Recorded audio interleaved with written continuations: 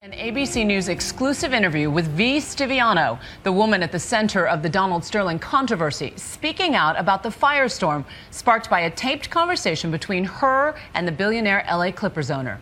In the face of the scandal, she's been hiding behind a visor until now. She sat down with ABC's Barbara Walters for the first time just a short while ago. Daily skate every day like this. Just one block?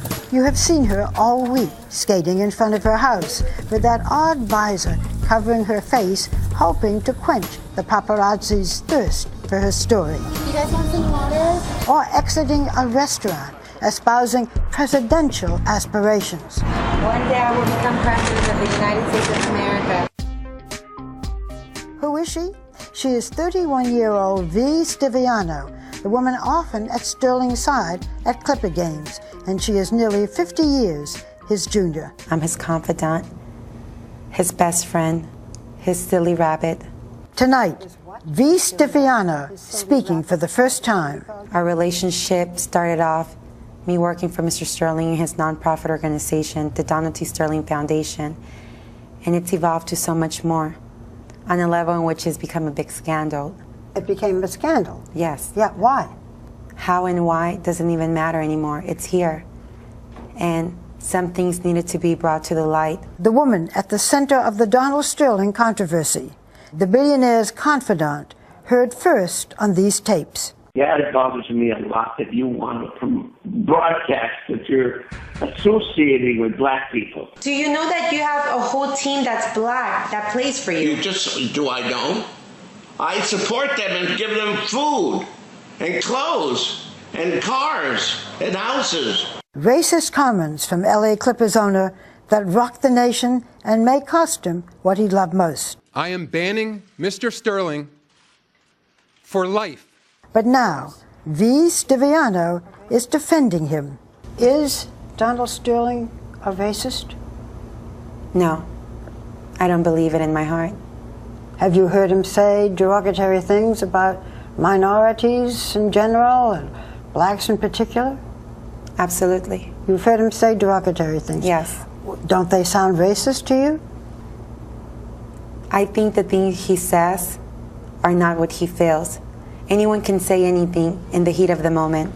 Not everybody makes alleged racist remarks in the heat of the moment. Sometimes in the heat of the moment you say things that you mean. That you mean. Or that you feel. Yeah. Explain how he says these things. I think Mr. Sterling's from a different generation than I am. I think he was brought up to believe those things. What things? Segregation, whites and blacks. He was brought up to believe these believe in his own way, and they're ingrained in him, deep and rooted in his body and in his mind. But through his actions, he's shown that he's not a racist. Through his actions, he's shown to be a very generous and kind man. She claimed that these conversations were never intended to become public. These conversations were in private. Nevertheless, they became public. And because they did, a lot of people have been hurt by it. His wife, his children. So how did they come to light? These things that he said to you were recorded. Did you know that? Yes, I recorded them. But how did they become public information?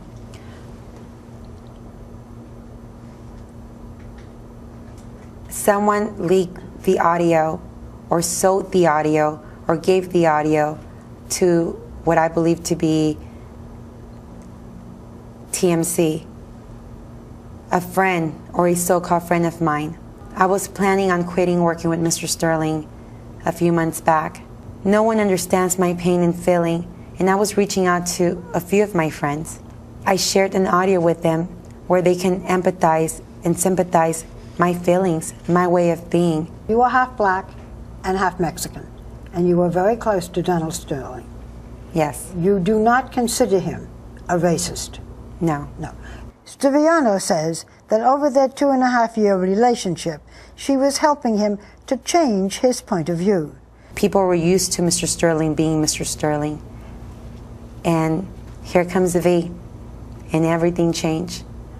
Mr. Sterling is nice and kind to everyone. He greets and treats people with equality, and I brought that light to him. So you helped him become a better person? In every way. In every way. But the question on everyone's mind, can you tell me what your relationship with Donald Sterling is?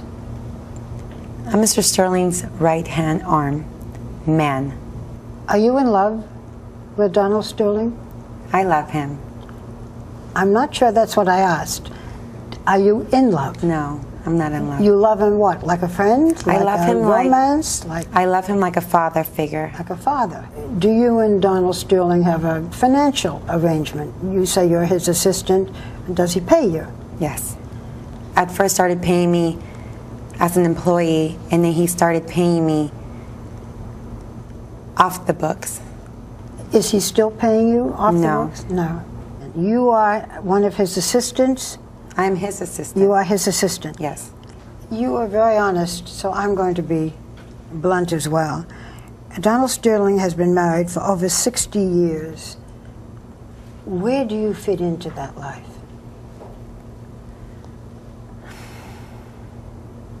I don't. Mr. Sterling's marriage is Mr. Sterling's marriage and relationship. I'm not part of that life. What's the biggest misconception about you?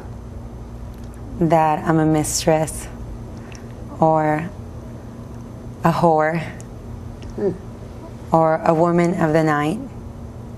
People have seen you walking with a visor. Why the visor? I'm hurting. I'm in pain. It hurts to see someone that you care about hurting. It hurts to see people speculate, assume, say, throw darts at you when they don't know you, when they don't know your story, when they don't know the truth, all based on hearsay and assumptions. It hurts. She was with Sterling just moments before she sat down with me. Miss Stiviano, you just left Donald Sterling. What is his state of mind right now?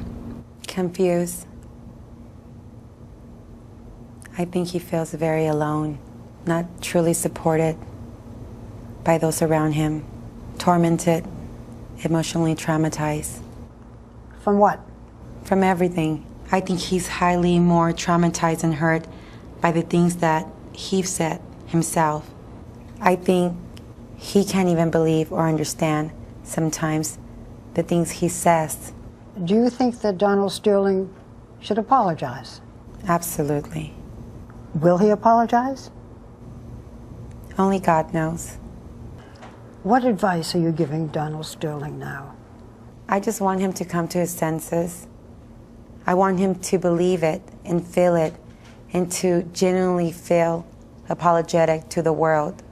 I'm giving him the advice that he should apologize to the nation, to the world, for his racist remarks. For Nightline, I'm Barbara Walters in Los Angeles.